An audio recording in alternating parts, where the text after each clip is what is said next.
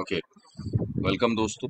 आज जो हम अपना बिल्डर कवर कर रहे हैं वो है silver city housing and infrastructure limited. So ये अथॉरिटी के सामने कंप्लेंट आई थी जहाँ पे प्रे किया गया था कि बिल्डर का लाइसेंस कैंसिल कर दिया जाए। सो मैं जजमेंट को आगे बढ़ाता हूँ और आपको क्यों बताता हूँ कि क्यों, किस रीजन की वजह से ये कहा गया कि इसका लाइसेंस कैंसिल किया जाए। ओके। क्वेश्चन ये है कि सिल्वर सिटी जो बिल्डर है वो दो कनाल चार मरला में एक प्रोजेक्ट ला रहे थे और जो टोटल लैंड थी वो इन 181 कैनाल्स और 9 मरलास की है। सो उसमें खसरा खतौनी नंबर दिए गए। ये बेसिकली एक प्रॉपर्टी डिस्प्यूट था among the owners of the land. और उन्होंने प्रे किया था कि सिंस ये एक पार्टीशन का डिस्प्यूट है बिटवीन दी ओनर्स, सो जो ये प्रोजेक्ट है उसको रोक दिया जाए क्योंकि जो लैंड है अभी तक डिमार्केटेड नहीं है, बंटवारा नहीं हुआ तो ओनरशिप क्वेश्चनेबल है। इसीलिए उन्होंने प्रे किया कि इसको बंद किया जाए। उसके बाद आप देखेंगे अपनी स्क्रीन पे कंप्लेनेंट्स की डिटेल दी गई है और जो उनका प्रॉपर्टी का डिस्प्यूट है बार बार उसको भी जिक्र किया गया है कि civil suit against them for partition and position का ऑलरेडी फाइल किया हुआ था।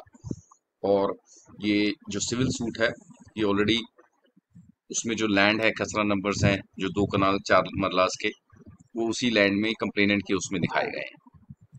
फिर उसके बाद दिखाया गया है डीसी का कमिश्नर का एनेक्शर C2 कैसे वो चला है। सारा जितना भी लाइसेंस की फाइल है,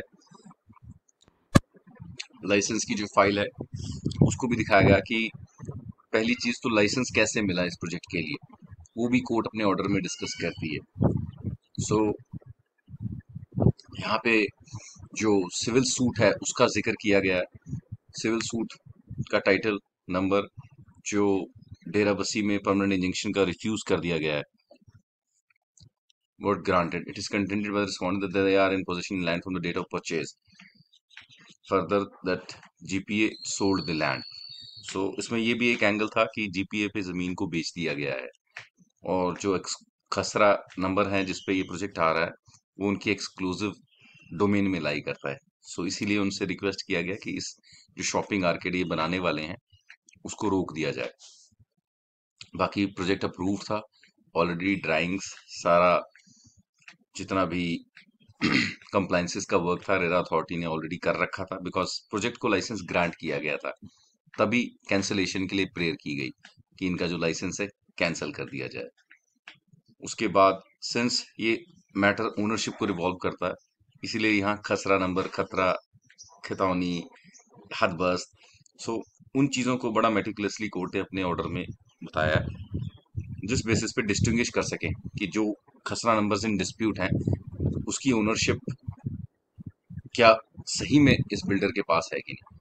वैसे तो ये as an opinion legal dispute RERA की जुरिस्डिक्शन के पड़ता नहीं, but still court has intervene. Court ने इस ऑर्डर में डिस्कस किया इन चीज़ों को because transfer of property act में भी यही है, सिविल सूट का भी यही पार्ट है।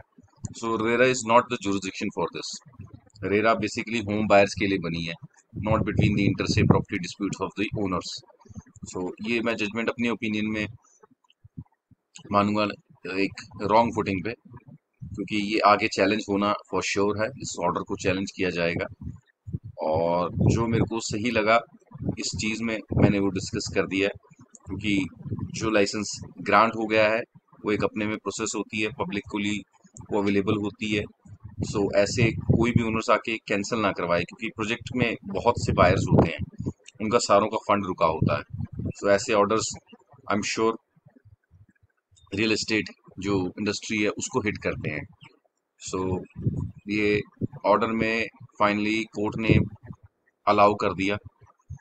उन्होंने डिस्कस किया रेवोकेशन ऑफ रजिस्ट्रेशन। सो उसके अंतर्गत अगर ओनरशिप पे डिस्प्यूट है, अगर जो ओनर ऑफ दी लैंड है अगर उसी पे क्वेश्चन है